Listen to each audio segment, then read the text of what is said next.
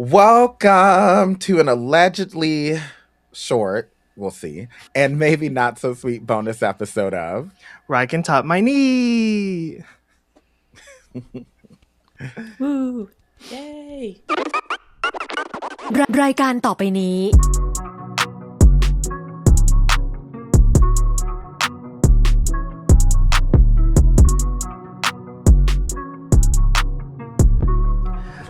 Hello, I'm Jonathan. And I'm Kevin, and we are a BL podcast that talks about our fave shows and not so great shows and all the drama around them. And we are happy to be joined by legends, our friends in the BLGL mess, Alexa and Kayla from LoveCast. How are y'all lovelies doing? Hello. Very excited to be doing this today. Me too. We too. We too. Me too. We too. It's a collab a long time in the making, I think. Yes, for sure. Yes, a long time in the making. And I know we had talked for months and months and months saying, like, what could we do? And then we realized we were all watching My Romance Scammer. Yeah. Yes. And we were not scammed into the show, luckily, because I think it drew us in. I was interested in this from the get-go. Like, I was really, really into it. Like, I wasn't so much when the pilots first dropped, but like once the actual trailer started coming out, I was like, okay, I'm intrigued. And I had a good time, I would say, all throughout. So, but we'll get into it. We will.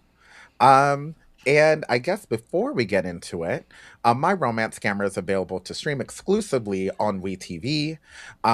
We will go ahead and do an overall series review and give highlights and our thoughts overall. So this will not be an episodic review. But before we get into the show, Jonathan, can you tell us about the cast and the production of the show, por favor? Got you. Hello. Okay. Let me give a synopsis first. Please do. Pi and North, the nephews of a billionaire tycoon and heirs to the Jiraman Tanan Empire, fall victim to two scammers, Yu and Tim, who marry them for their fortunes. North secretly ties a knot with Yu, only to discover he's been conned. Worse, he can't get a divorce because he's already signed over part of his assets. Meanwhile, Tim is busy planning his upcoming wedding with Pi. Will Tim be exposed as a scammer who has been playing Pi all along? Boom, boom, boom. And who is the cast? So we have Tim, played by Junior. We have Pi, played by Mark. North is played by Poon. Yu is played by Om. Om Titawat, not Om Pawat. There's a million Ohms out there, we know. Gotta specify. Right. Yes. And then Nana, played by Kapuk. Woohoo! Yes. So we got a. I would just say, like, what made me really excited about this was seeing Junior Mark. And I'm not sure if that was the same for all of y'all. Because last time you saw them was in Perfect 10 Liners. They killed it in Perfect 10 Liners. Yes. That was actually one of the few university, well, there's only two big university BLs Like where you have like shows. a giant ensemble. Mm-hmm. And that one was done well. There was another one that Oh no. Didn't have the best time with. Truther.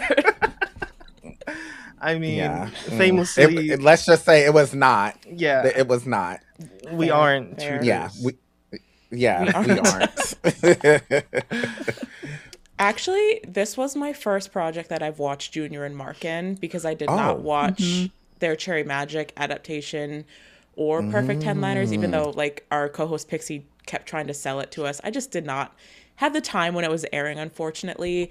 But I was excited to see them because I'm really excited for their upcoming project that they announced in the 2026 GMMTV, the 21 or 21 days, whatever it's called. So I can't wait for that. Really wanted to watch this. Yeah, I really wanted to watch this to get like a taste of their chemistry. And also like, I really like what I've seen of Junior like in variety stuff and things like that. So he's always been on my radar for that reason. So I was really excited to like finally get to see their acting and their chemistry in action in this series. Me too. It's beautiful. I think they really nailed it. And it was believable. Mm-hmm. Um, Mm-hmm. the acting was really good. And you know what? This was a kind of story where it could easily get, you know, very cheeseball. But Yeah. they were able to give us a good balance of seriousness and comedy. Hmm. And I think Mm-hmm. that's what really made this stand out. Mm-hmm. Especially for a GMM TV show, for sure. Yeah. Yeah. The line with GMM TV shows between genuine like comedy and cheeseball is it's a very narrow line that they're often walking. Yes. Hmm. And Hmm. also like age Um, range wise, like I felt like they were perfect fit for the characters. They didn't feel like they were Mm, playing too adult, too too old or young. too young. Yeah. Yeah, yeah, very true. yeah. We love people in their 30s in RBLs. We need Yes. more people in their 30s in RBLs. Yes, yes, because there's only so much of teen angst you can take. Right. Sometimes you got to have it in Yeah. doses. Like we've all been through that phase, in our past. Sometimes we don't need to relive it all the time. Right. Right. um, So, before we really get into the series review, if you like what you're hearing and seeing, like and subscribe, and we promise there'll be no scamming involved. And definitely head over to LoveCast. If you haven't listened to them yet, they're Please do. fantastic. Please You do. can already tell they are. Please listen to them, okay? Um, so why don't we get into the series review?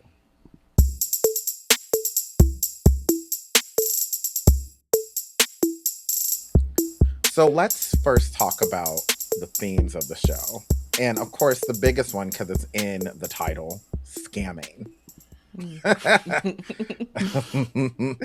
What are y'all thoughts on scamming being a major theme, and how do you think it played into the way all these relationships transpired, and not just with the romantic ones, but also the familial ones as well too? Hmm. I think it's I think it's interesting. I was really curious to see how it would play out because when someone is like when you have a relationship that is based on a scam or a con, like both of the main relationships in this show, like you really wonder what they're going to do to make you root for the characters and make the romance worthwhile. So I was really curious to see like how much like how heavy would they go on the scamming, like would they Mm-hmm, really really mm-hmm, truly go there. And they did for the most part. Like, I like that it was kind of like two different levels almost of scamming, like almost a little bit unintentional with Mm. North and you versus like Tim, who really planned his scam from like the very beginning and planned like every single aspect of it. So his was a little bit more in depth, maybe you could say. But it was really interesting to see like how they managed to develop their relationships, make these scams happen, and then like make you come back around and still like root for the characters Hmm. in the end. So I was curious to see how they did it, and I think they did a pretty successful job of like making it come full circle in a way that made sense. mm. I agree. I was definitely, I guess the part that stood out most for me was, of course, how methodical Tim was, because he was a Hmm. professional scammer, right? Hmm. But more so how you later on in the series we got to see. Oh, we should remind people there are going to be spoilers throughout. I almost forgot. We are going to spoil stuff. So if you have not watched the show at all, please don't listen to this review yet Go until you do binge it, and then unless come you like back, please. spoilers. Yeah, Right. right. But one thing that when we got to really understand what was underpinning Tim's scamming, considering like his situation with his parents and how Mm. they didn't have a lot of money. There was also this theme of the have and the have nots, right? Hmm. And the scamming was, I mean, even though I don't agree with it, I get it. It was out of necessity and felt like that was the only way they could earn income, where Hmm. Tim could earn income. And with Yu's character, there we go. Because I almost called her mom. His mom was, a scammer as well. Like She he was was also a raised by a professional scammer. scammer. Yeah. Yeah, Born she was. into it, yeah. Yeah, so it was kind Mhm. of like, well, this is the life that he knew of doing, Hmm. even though both of them knew it was wrong. They had circumstances that brought them into scamming. And I think in our day and age, with the way the economy is going globally because of certain individuals, Yep. you know, this is what people end up turning to, things that are on the seedier side sometimes because they lose options and you need money to survive. So unless you're providing ways for people to actually have their basic needs met, people do turn to things that are a little shadier, unfortunately, you know. And there's ways to prevent that. So I think it resonates in that way too, considering the times that we're in globally. Yeah, it was very interesting. Like, and I know you guys have like other themes that kind of talk about this, like the dichotomy between like the opulence of Pi in North's lifestyle versus like Tim and you, and kind of like the more even just like middle class or lower middle class or poverty that they were raised in, and kind of like how what's the word I'm looking for, like jarring it was almost to see them like come into these lifestyles that were so different from theirs. And yeah, like poverty makes people do desperate things, and even though like you can recognize that yes, Tim and you shouldn't have been scamming these people, like you're like sometimes rich people need a little bit of, you know, I know. need a little bit of comeuppance, you know? Right. So, you know, it's like you can empathize with you and Tim a lot because you know what their circumstances are. Yeah, they weren't just like pure evil characters. Like the show really humanizes them. Yeah, it humanizes them without saying what they're doing was right. Because they did end up learning a lesson at the end. And that was because they both fell in love with the people they were scamming, you know, and that's where they started having the struggle because they're like, I don't want to scam this person because I truly love them. And that already tells you that, okay, these are good people who just were doing things within circumstance. Yeah. Yeah, you guys said like most of what I was thinking. And I do think the series does a good job at making you sympathize with the scammers who on surface level are kind of viewed as the bad guys. We're supposed to, at least, because they're very conniving. But I found that I really sympathize with them maybe the most. And maybe that's just like a way of like, you know, a personal thing of like how every person just grows up. But I don't know. It's just very interesting, the idea of scamming the bourgeoisie. Because, you know, you think of the systems that were put in place by those people to oppress the people under them. And you're like, well, you do kind of deserve it. Maybe not these people individually, like maybe not Pi and North, but that system that they are benefiting from, that their grandfather kind of built upon. It just made me feel like, well, they're doing what they have to do to survive. And that's that. So I don't know if that's like a little extreme, but I really got where they were coming from, especially when we get more of Tim's backstory. Do you think that maybe Pi and North learned a little bit of something since they grew up in privilege, like pretty much their whole lives? Do you think that this experience helped them learn, like, look, not everyone can live the same way we can, and people do things out of circumstance sometimes because they are subject to poverty, you know, like living paycheck to paycheck pretty much. Yeah. I think when the grandfather disowned them, that's when they started to kind of get it. They started to get where, oh God, I'm so bad at these names. I had to write them down. That's when they started to see where you and Tim were coming from. And like what would drive them to be in this situation. They were kind of seeing how they were living. It's very interesting. I don't know if you like fully understood in the end, because I feel like he got off a little too easily with the grandfather.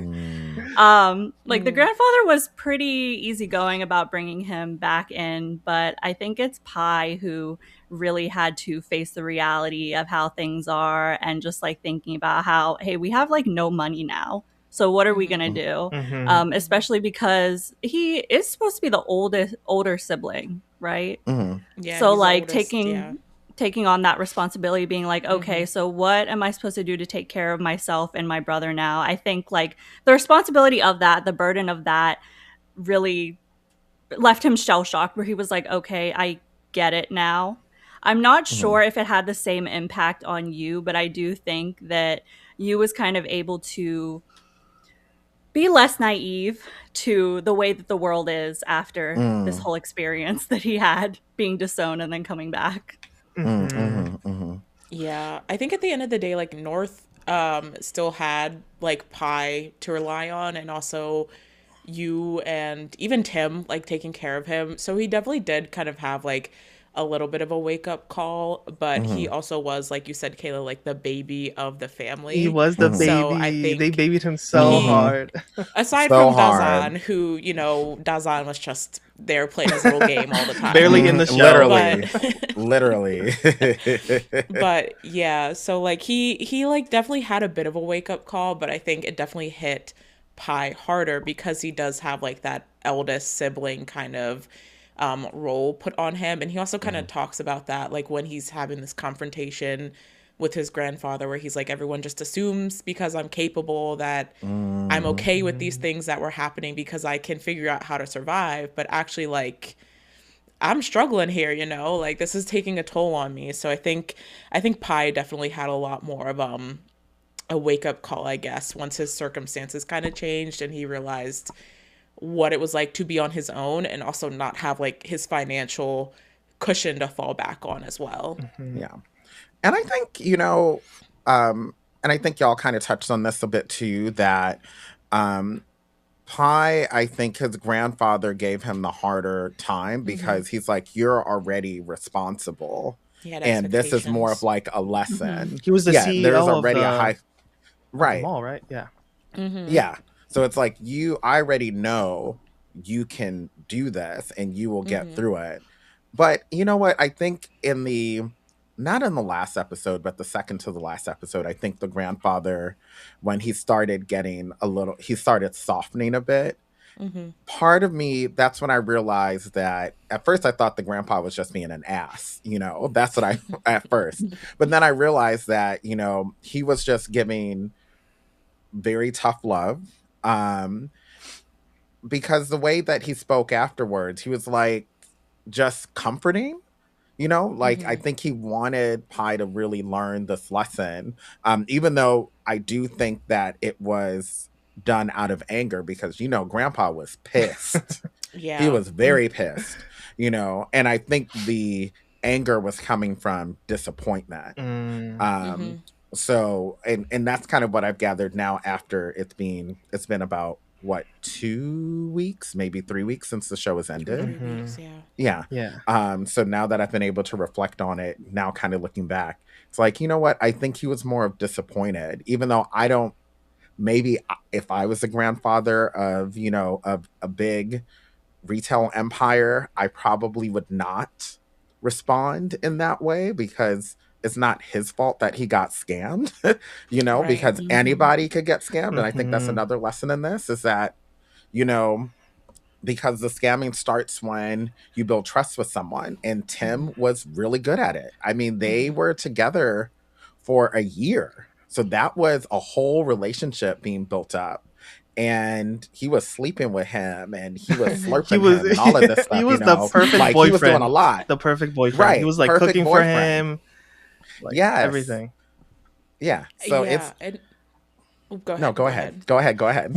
I was going to say, because Tim was like also actively falling for Pi during all of this and like letting his whole like plan fall apart, kind of like that only made it harder on Pi because maybe Tim typically when he scams is very like cut and dry and like really keeps that line. But because Tim was like crossing the line consistently because he was also actively falling for Pi, like even like the smartest and most competent of people like would not have been able to pick out that they were being scammed because Tim was also like not scamming at the same time as he was scamming because he was genuinely falling for Pi as well. So there was really nothing Pi could have done, I think, to change the situation that he ended up in. But you know, I guess like the grandpa's expectations, he kind of had like that expectation of, you're so competent, you should have been able to figure this out. But you know, there's only so much Pi could do. I know. Yeah, he wanted Pi to also like be the Nets leader, right? He wanted him to take over his role. Yeah. I think Yeah, the so aunt also was.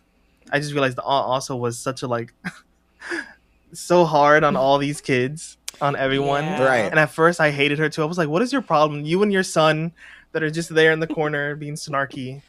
Doing nothing. Doing That's what it nothing. seemed like. They were doing absolutely nothing. But she also had that like 180 like change of heart where later you see that it's tough love, but for a reason. Especially when she was making you and North work at the mall. And she was like, sell me this tent. I loved that with that whole like episode where she's like, sell me this tent. Like, I need to see that you're like able to do the smallest job before you're able to ascend into the higher up roles. Right. Yeah. Trying to prepare them for the realities of actually being part of that business if they were going to be part of it long term. I want to get into this other theme of abandonment. This one was definitely a big one because I think all four of them experienced it in some way. I mean, North and Pi in a similar way, right? But Tim and you in very different ways that fed into their circumstances. So why don't we go ahead and talk about that? What are some of your thoughts, and who wants to go first? Maybe talking about probably the least obvious might be the one with you.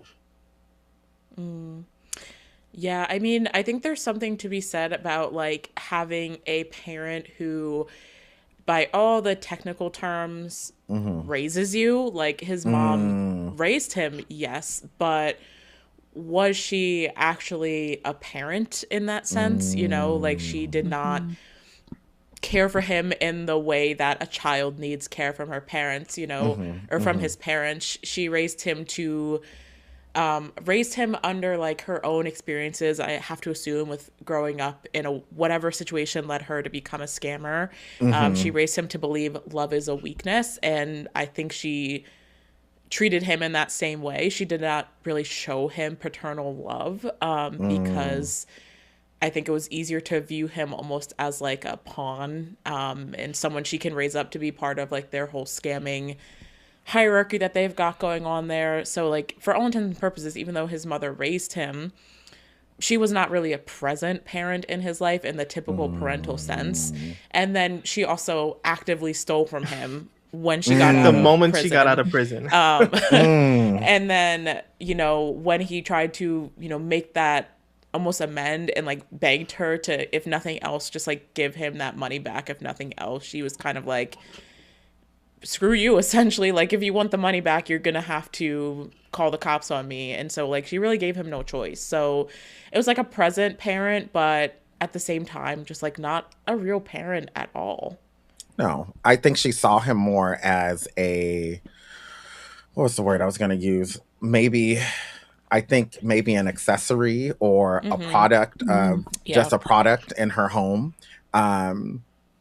Like, and it's really hard to say like, oh, she's a bad person, because we actually, and I think you kind of touched on this, we don't know really her backstory. We really don't know.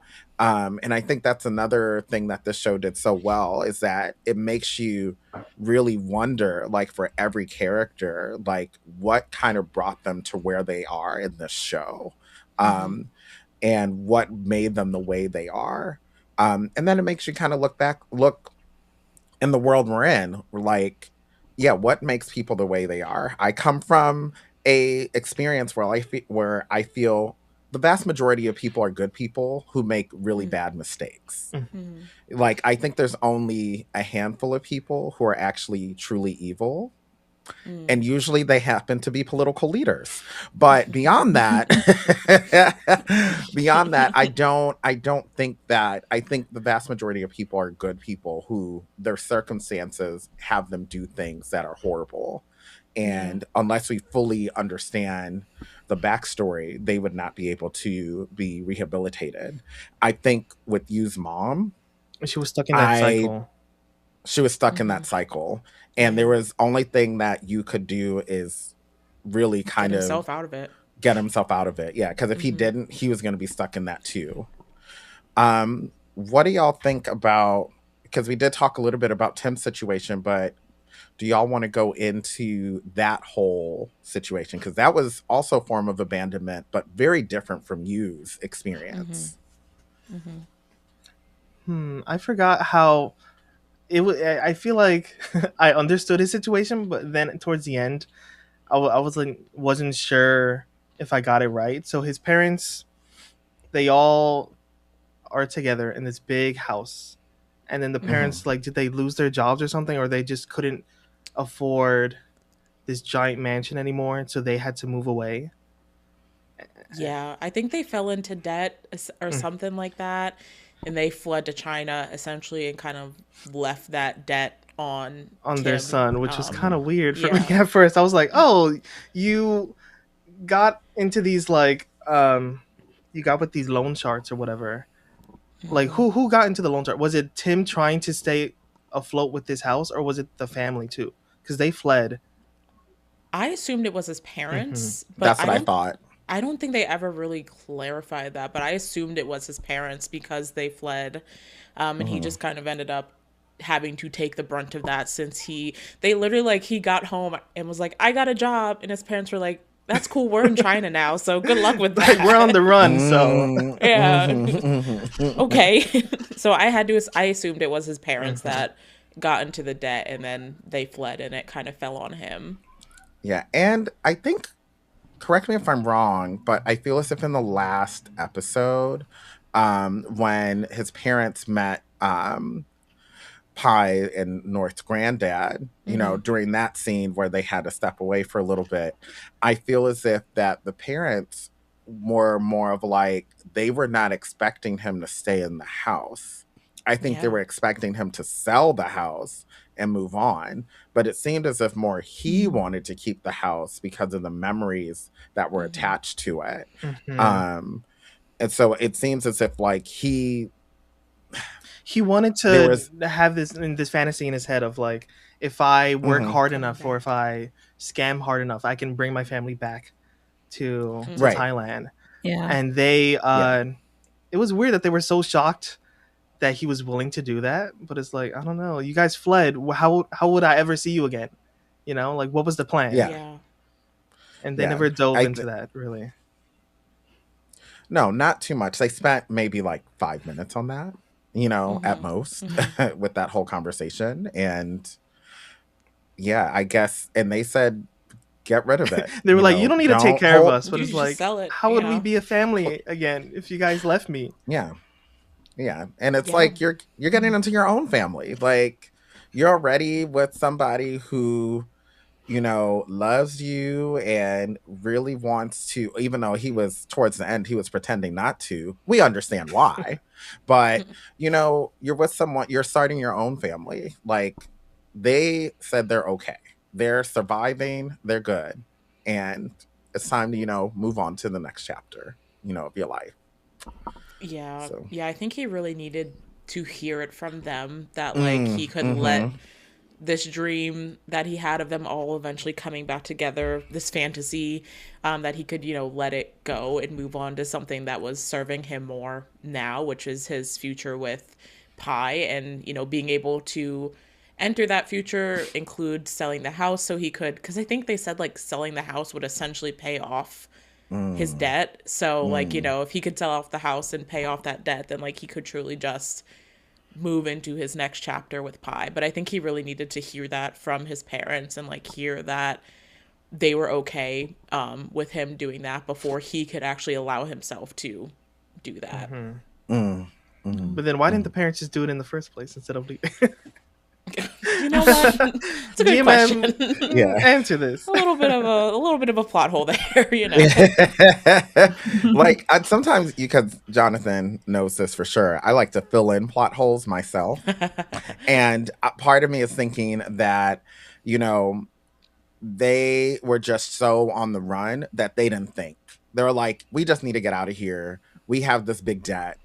You know, he's in university. He'll be fine, you know, because he's not a little kid, you know. And I think that's kind of where they were coming from. And they didn't fully think it out on what the repercussions would be emotionally and mentally. And I think I think the shock mainly came from the fact that their son is scamming. They were scamming too with the way they. Why are you getting this giant house that you can't afford? Well, it seems as if they initially could afford the house, and then circumstances happened. I think that's another reminder too. Like, you know, currently we feel as if we're stable now, right? But anything could happen. That it could literally be, I mean, if we really want to get into it, we could get into it. It was literally 7 weeks ago. We never expected there would be another war in Iran. This is true. Perpetrated by a certain man with orange skin, you know. So we didn't expect that. Yeah, and now, you know, gas prices are high and all of that. Like, these are things people didn't, and now you have, because of the way this is happening, everyone is just trying to hold on to their job because a lot of these circumstances could lead to layoffs and things like that. You just never know what could happen. So I think with them, it could have been more of thought they were fine. Something happened. They wanted to maintain their lifestyle. They took out a big loan, went through a loan shark, and it went south, you know. So I think sometimes, you know, those things happen, but they didn't really give us that full story. Yeah. So like I said, I'm just filling a plot hole. I know. Maybe we'll get an R Sky episode. We'll R Sky 3? Yes, with the background. R Sky 3, Tim's parents. So wait, Kayla, were you gonna say something? No. Maybe we said everything you were gonna say. So yeah.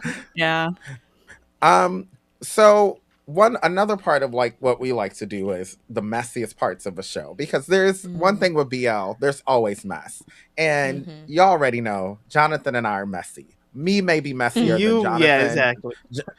Well, I'll tell you this. If y'all haven't noticed yet, Jonathan is messy too. No. And I'm not the only person who's called that out. No. The only difference is that I'm very open about being messy. Jonathan is like shady messy, like sneaky messy. Low key, yes. So I'm going to ask all of y'all, what was the craziest, messiest drama of the series, other than just the overall scamming? I have a couple. Oh. So I think I kind of there's an obvious one that I'm kind of saving for one of your later messiest. So I said for messiest scene was Tim and all of his sugar mommies. The one when he was breaking up with all of them, and he was just like cycling through all of them, like coming into that same table at the same restaurant, and also like, I think this will come up later, but when they obviously all showed up at the wedding and kind of aired out his dirty laundry. But I think Tim and his sugar mommies in general was a very messy, and just him like going on all these dates behind Pai's back and kind of having all of these different personas with each different woman that he was dating, I think is very, very, very messy of him. And that was definitely the mess that came back to bite him, right? And the booty. Yeah, that's exactly what I had for messiest scene. But for like messiest drama of the whole series, I was trying to think of something that nobody else would say that I thought was messy. I think Pai going on dates with random guys to try to move on from Tim and knowing that Tim is like stalking him and watching the dates was really messy. That was good. That was really good. It was really good. That's like a random DMMTV. All the cameos. Yeah, I was actually definitely down for that because it was a string of mess, and I was here for it, you know. And I also love seeing all those cameos because some of those people, it's like, oh, I haven't seen you in a little while. This is kind of Right. nice to kind of see you for, your 5 seconds in the show, Always happy to see Mond. Yes, Oh always, yes. always. And I really wanted I wanted the thing with Mon to drag out, kind of like in the first thing of Only Friends. I was like, oh, Right, I really want right. this mess to go over like a 2 episode arc or something. But it didn't Mm-hmm. really do that. But it was still refreshing for sure. Yeah. Um, what do you think were the messiest episodes? You can say more than one. I think episode 7 is the obvious one with the Mm-hmm. wedding and all of the fallout. And it was also just literally the messiest because they Mm, trashed the entire wedding and mm. were throwing bottles at people's heads, were throwing pictures around. Like, it was very literally and figuratively the messiest Those ladies episode, were I mad think. as hell. That was crazy. Right. Yeah. Oh yeah. The way they showed up as an Oh entourage. my God. I knew that group chat Mm-mm, was popping off. mm-mm.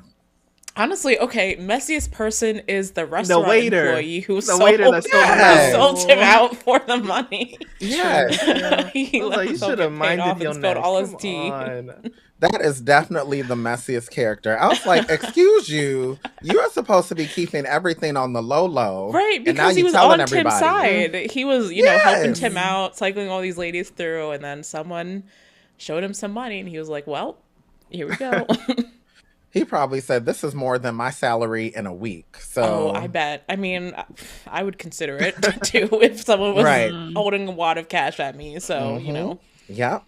And that's where that theme of wealth and power and poverty all right. kind of come back, Like, money, you need money, okay? People need that coin. So, and if the Yes. coin is shiny enough, well, Hmm. what was your favorite episode? I don't remember what number it was, but I love the episode where Tim and you accidentally hire the same woman to play their family member, and it almost backfires on them because she shows up at the house. Oh, that was also something that was very messy. Luckily, she was not a Yeah. messy character, but that was another messy situation. I loved that because that felt very, very BL when you see the same mom play the same mom in like Right, five different shows, and you're like, oh, It's actually so funny. Yeah. Yeah, she was. Ooh, but also it was funny because I was like, man, she must be making bank to be like, Right. the scam mama, the one that every scammer uses. The one that everyone hires as their Right, mom. right. yeah, they Mm-mm. had a whole system up. There was like the photos on the shelf. They had a like, network of scammers. Yeah. the trophies. Yeah.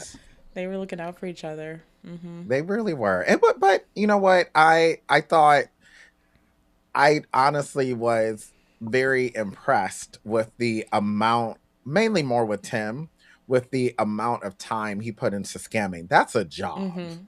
Like, Yeah. not an honorable job per se, but a job nonetheless. That was his full time job. And Yeah, he was. that was doing his full time architecture, yeah. job.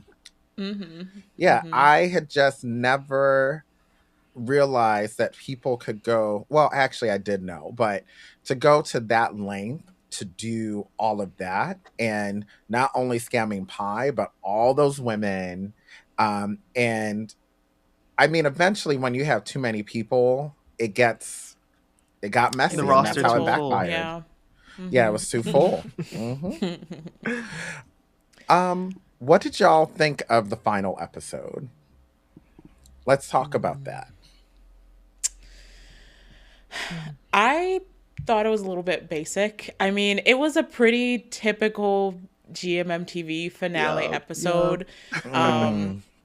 And honestly, like, not much happened aside from the having the little double wedding. Like, okay, there was like, I guess this was technically like the one episode where Tim and Pi got back together, but they were already so ready to just be like married again that it was kind of like there was a little bit of drama, like, oh, will they, won't they decide to get married? But I feel like by the time we got to episodes like 11 and 12, I was kind of like, this probably could have been a 10 episode show. And I was a little bit surprised that like GMMTV is doing so few 12-episode shows now. I was surprised that this is one of the ones that was 12 episodes. But yeah, I did not. I just thought it was a little bit basic. I was like, the wedding was cute, but at the same time, I was like, it didn't have as much impact as like the first wedding where like everything went wrong. So I was just kind of like, okay, we had the wedding, and that's really all this episode was here for, basically. It wasn't very memorable to me as a finale, so I don't remember a lot of the details. You blanked it out of your mind. No, my only thought was that those two are, I mean, all four of them, they're very not selfish, I think, because I would never share my wedding day with someone. Yeah.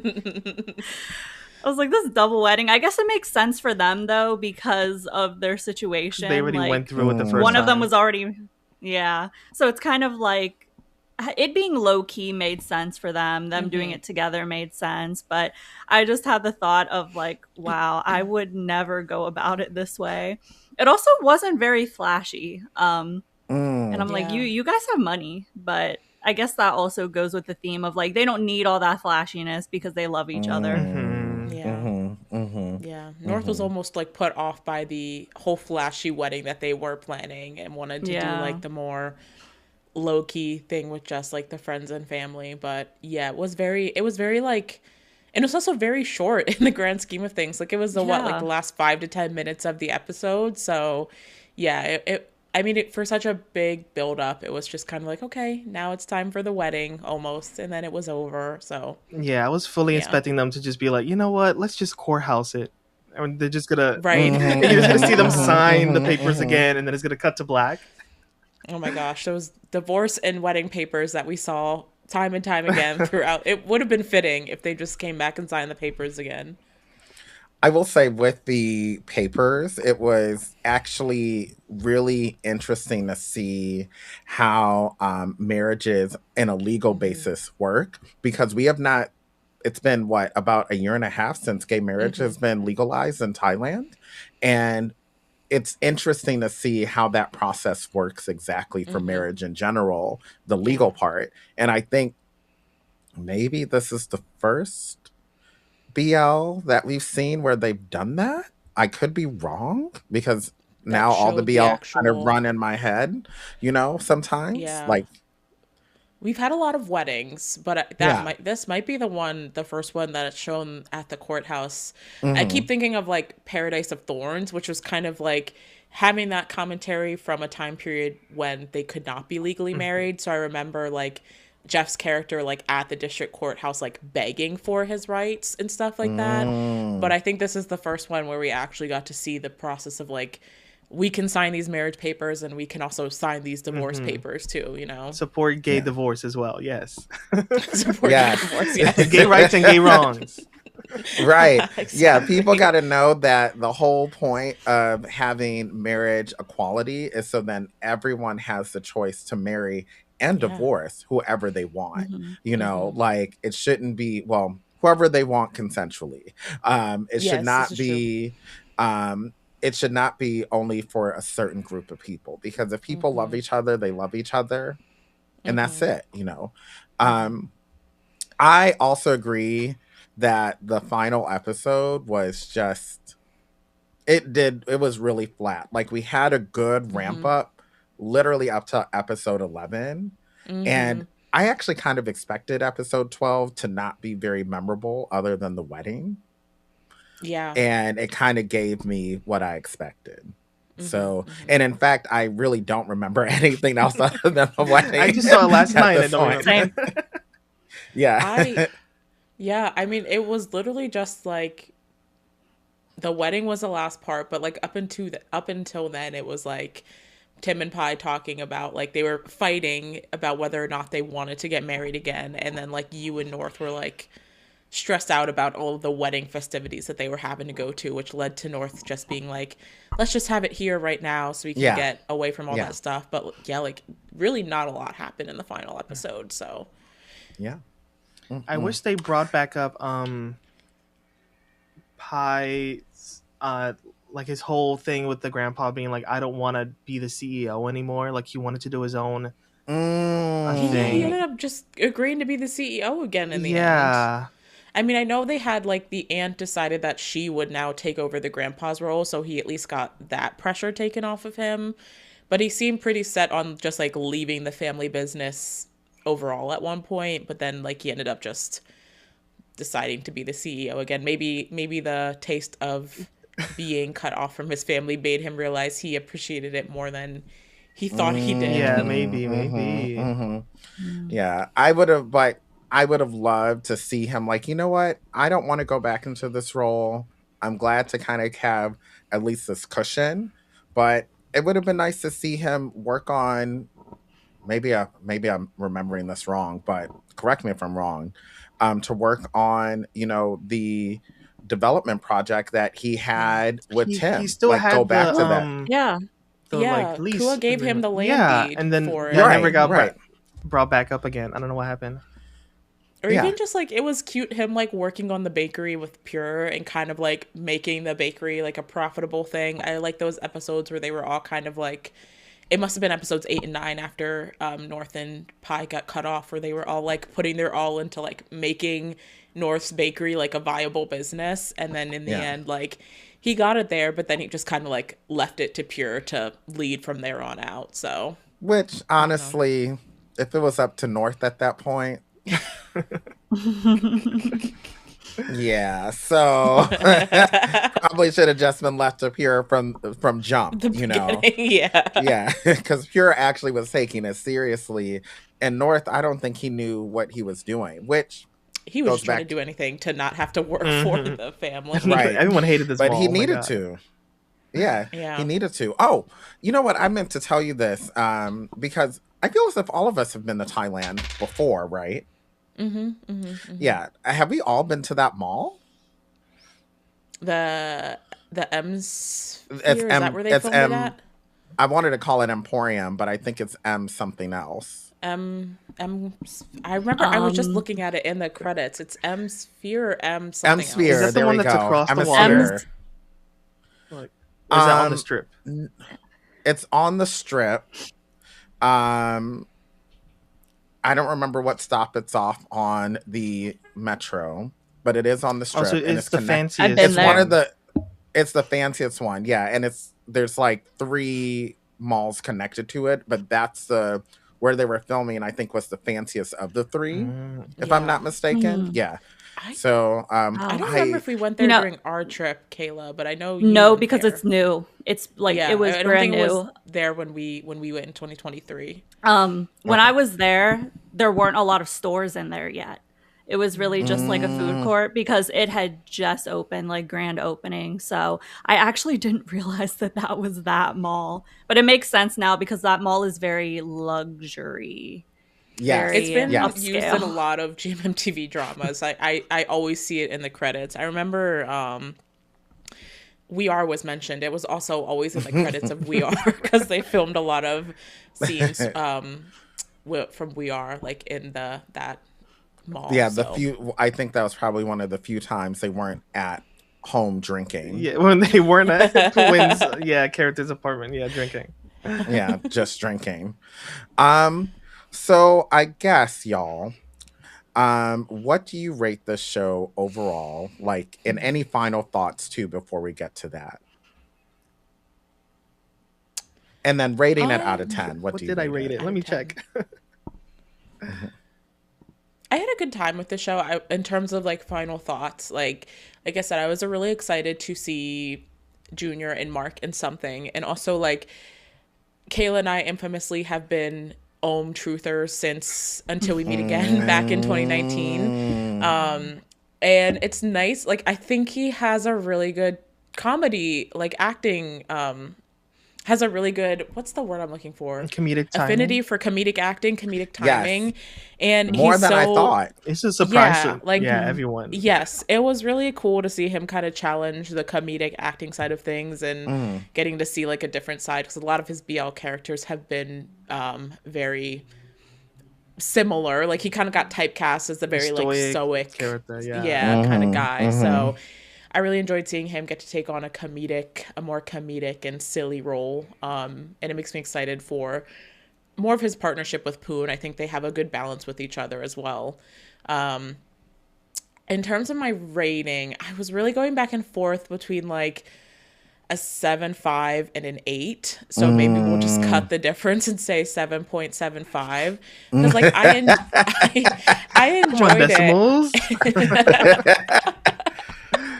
I enjoyed it. I laughed at the comedic moments. There were definitely some of the emotional moments that got me, but I think it's not necessarily going to be the most memorable. Like we kind of talked about, even like with the finale and even beyond that. I think it kind of, it's a good rom-com, but I don't think it's gonna like live in my brain forever. But I think it's a fun watch, and it was an easy watch, which I can always appreciate.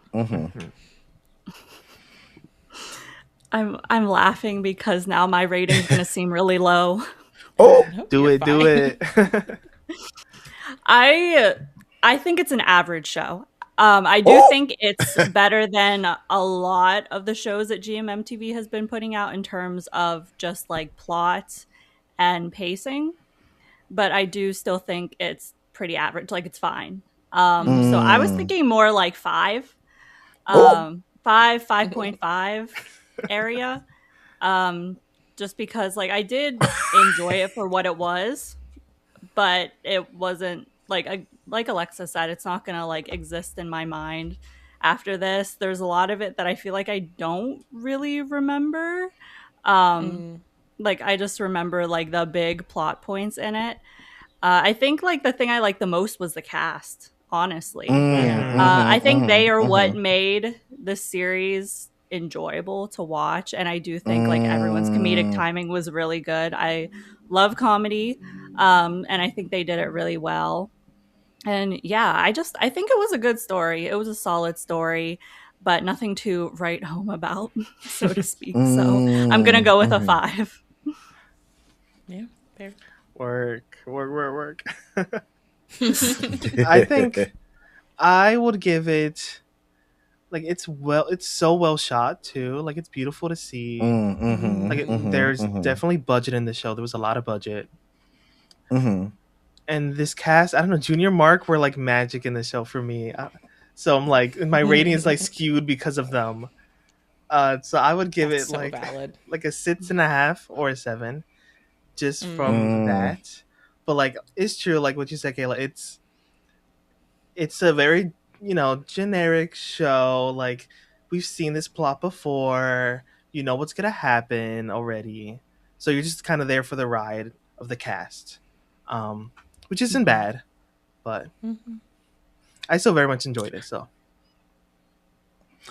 I am kind of more leaning towards Alexa's rating. Like I gave it more of an 8, even though I was going back and forth between a 7 and an 8, for similar reasons. And all of you kind of said it. Like, I think it's where it stands compared to so far everything else GMMTV has released this year. It's one of the better shows. 100%. I agree. Yeah. 100%. I mean, GMMTV has, I will say that because I've talked about this on the regular pod that I am really loving Love You Teacher way more than I thought I would so far. Because that show really could have been bad. But surprisingly, it's been good. But all the other stuff like Bore You to Sleep, aka Dare You to Death, and like it's just a lot of the other stuff has just not been that good. I mean, Mean Tea has been amazing. Mean Tea blew up Mean everywhere. Tea was really a standout. Yeah, that was really good. But it seems as if like in this case, I'm leaning towards giving it an 8. Maybe I'm more like a 7.5 because it is. It's a well done show with a typical GMMTV plot. And I think that's the best way to describe it. I think if the ending was different, it probably would be higher. Because that ending was the typical flat GMMTV ending. And I kind of wish they gave us something different. Instead of us going in expecting like, oh, this ending is going to be pretty flat. They're going to get married and everything else we may not remember. And that's what happened. So yeah. So y'all, anything else before we wrap up for the day? I don't think so. Not that I can I don't think of. so either. Nothing else to say. I'm excited to see you do Yes. more work in GMMTV. Me Welcome, too. welcome. I love seeing his smile. He has those high cheekbones. So anytime he smiles, he like, I just want to climb up him, you know, because I know he's like 6'2" or whatever he is, you know. Like he is just so, oh gosh. Like I love seeing him in this different light. It just felt so good. And if I see him in person, I would not be one of those people who don't have boundaries like we've been seeing lately. I will, with consent, I'll be like, can I touch your chest? Oh my God. Like you ask, you know, can I graze? Okay, you know what? I'm going a little too far. Grazing. But y'all, thank y'all so much for joining us on this conversation. We'll have many more collaborations to come, I am sure. Yes. And yes. And that is it for this bonus episode of RyCanTopMyKnee. Scamming is bad for your knees, but maybe not bad for being on top. Oh my God. I hope the Rye in your life scams I love that. your knees off. Yeah. Scams your knees off. And make sure before we go ahead and cap knees like a scammer, make sure you go ahead and like and subscribe, okay? And definitely run over to LoveCast because they got a lot going on over there, okay? Thank y'all so much and bye.